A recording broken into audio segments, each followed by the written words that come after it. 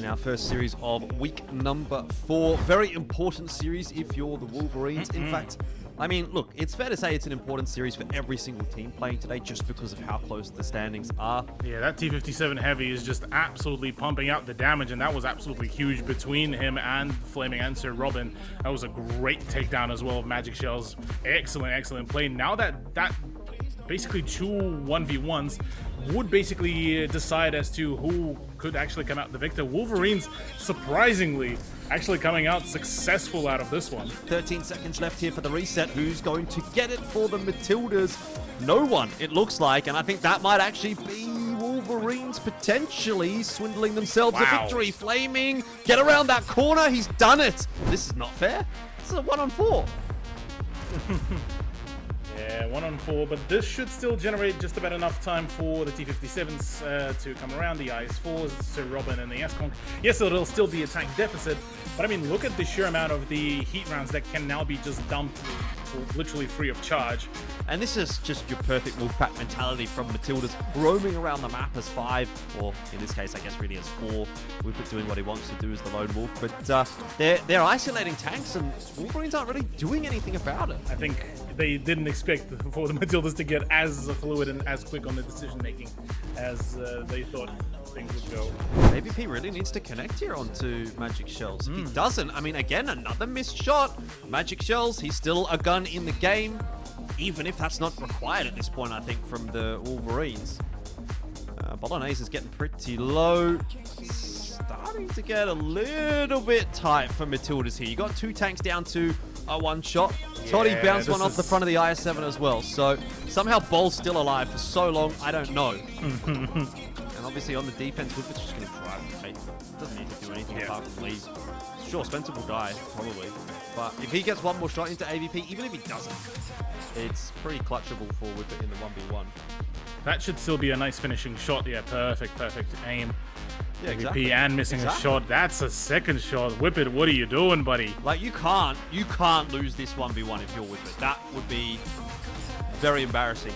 That's a little bit closer than you would like to see it being. If he bounces a shell here or misses a shell, AVP might just have the DPM to get it over the line, but Whippet secures it. With Saxon though gone, now it's a 2-tank advantage, and yeah, that's the high time for just complete overpush and overmatch. Is that they are out of contention for the playoffs now. It's 3 rounds won in 4 weeks for Wolverines, so they're really going to have to go back to the drawing board. Would be changing continuously, and yeah, with problems galore.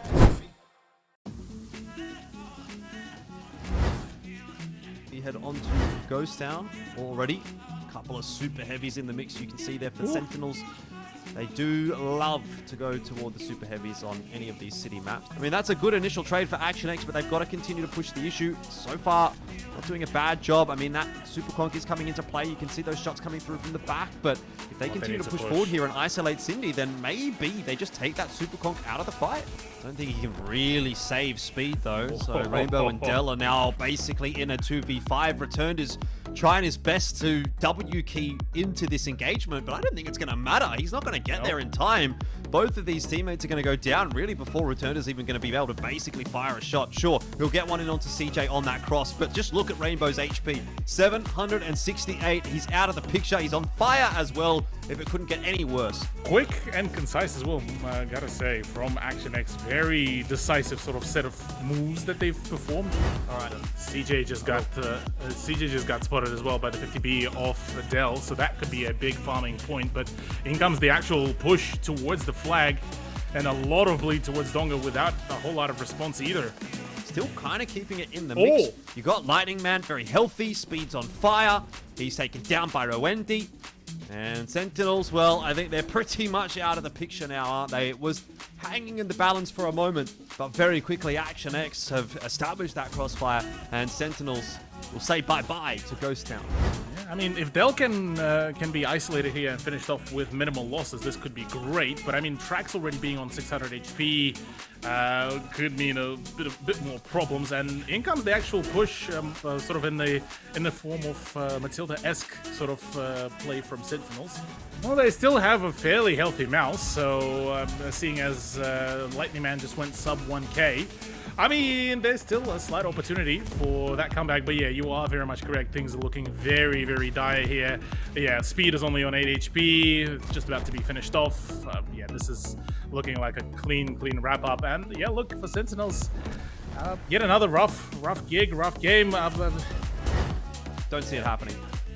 Yeah, it's definitely looking really rough. I mean, when returned just on the set of crosses was already bled to just half HP, this is already a rough gig. Safi just drives out in the open and gets farmed up by with the 113 and a E100. That's okay. That's a GG at this point. Yeah, I think I see what's happening. I think I see what's happening here for Sentinels. I think they're just done. I think it's definitely one of the lowest of the lows. We already got to see some of the previous seasons where they were at their highest of the highs, it seems, and now, well, we get to see a little bit of a contrast in that regard. But yeah.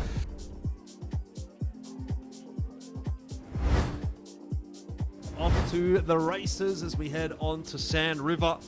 And it'll be an interesting one. I'm really looking forward to this series. So let's crack on into it and see what we're going to get. Now, for Scorpions to at least equalize the playfield just even a little bit with Twit out of the equation, that could be great. But even then, taking quite some time to get rolling. No, couldn't even ram any more shots into Aussie. And, well, at this point, 4v4. But you look at the health disadvantage, it's all, almost just about a 1k, 1.5k differential here. Well, things like this happen. Critical over the top doesn't quite manage to land that killing blow onto Aussie. But when all's said and done, this was a very, very decisive win for the Panthers. Go into our own defensive side and find a one for one.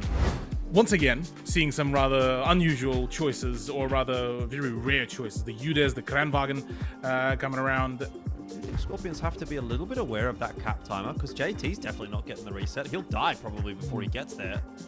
Could be problematic. I mean, look at that. 2 people currently committed to getting rid of Twit, and that is so far actually working flawlessly here. Despite Night Palmer taking the shot, JT will actually start at least harassing Madhouse, whilst Benny will be the main aggressor. Right. And, well, you were saying that he would die. Well, at least he is still able to reset the timer.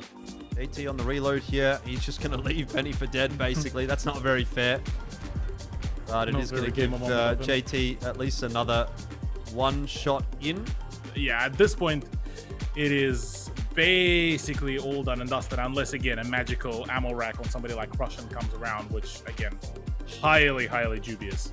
Yeah, I mean, if there was a world where Panthers was on the defense here and maybe they were playing the timer for the Panthers, it's a slow death, but it is a death nonetheless. And so the scoreline eventually will read 1 apiece. Yeah, a lot of farming going on right now. The Panthers have set themselves up a really nice crossfire here, and it seems like the Scorpions are even kind of playing into it. Russian has driven forward. He's using that rock to his left as a bit of cover, but so far not really working out too kindly for him. And Scorpions, it looks like they've thrown a bit of a Hail Mary in here. Panthers have done the same, and Panthers will come out with the goods. Even if JT kills JS there, it's pretty unbelievable for Napalmer, so there you go. In the current position where both S-Conks are, they could absolutely farm up whoever decides to actually collapse onto JT. So this is not ideal, and that is exactly proving the concept here, though I say that 900 HP, more than that already, just completely evaporating. Look at us again. Yeah, JT's just desperately trying to keep his head down, but there's really nothing he can do when there's a crossfire like this established. Whichever way he turns, he's presenting the side of his turret to a tank. I wonder if there is a world where a 4v5 does get converted here for the Scorpions. It's kind of looking like it could be possible. Lots of shots not connecting here for Panthers. This could be bad. Yeah, this could be absolutely bad. Look, we might have just talked a little bit too early here, Jordan. It certainly looks like, well, it's going to ram. Twit's going to ram. Yep, yeah, that's there smart. It is. There's the finisher. That's a good choice. Bales needs to stay alive here. Needs to dodge as many shots as he can. Yeah, though, finisher. 3v3. Crit versus Aussie in the 1v1.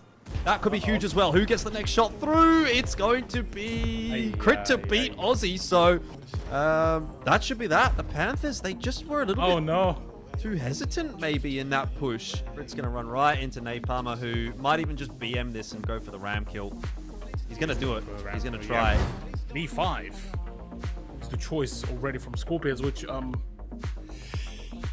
look, we've seen a few of them, but I'm not too sure what to really make of it. It still leaves me absolutely just confused.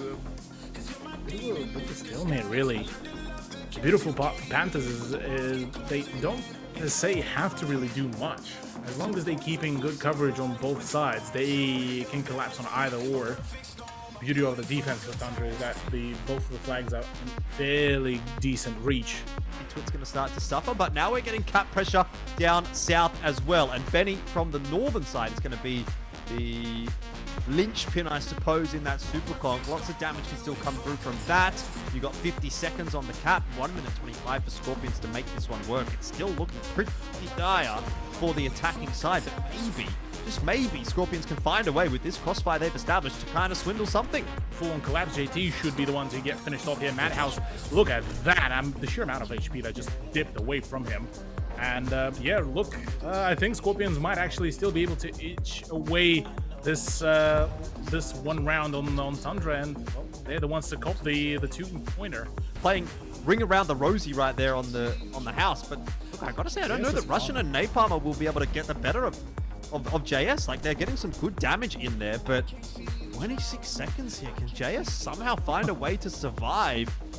It's over the top of this hill. Russian and Napalmer won't be able to get shots through. Benny coming around from the front. I think Scorpions have just about got it. But we'll see. If someone bounces a shot right here, that could be crucial. That could be a massive miss. 379 HP here for JS. One more shot will do it. Benny won't be needed. It'll be Napalmer with 3 seconds left on the timer to close it out for the Scorpions. And they're very happy with that.